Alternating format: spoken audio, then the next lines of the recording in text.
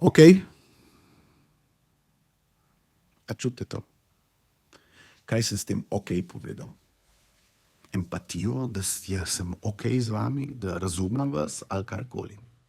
Ok zna biti v podjetništvu zelo, posebej v notranji komunikaciji, zelo nesramna beseda.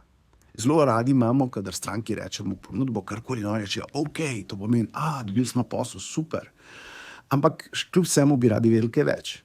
In v notranji komunikaciji v podjetju pa je isto tako, ko nekoga sodelavca proši, se sodelavca nekaj prosi in ta drugi reče samo ok, je malo nesramno. Ni čisto v redu. Če bi rekel, ok, potrjujem, ali pa, ok, dobra ideja, bom jaz naredil to, super. Če pa reče samo ok, je pa tako. In zdaj pogledamo, kaj je na drugi strani. Jaz pri change managementu zelo pogosto delam z direktorji. In tudi oni, kadar slišijo ok, reče, zdaj pa jezen, zdaj pa nekaj zameril. Kaj pa bomo zdaj naredili?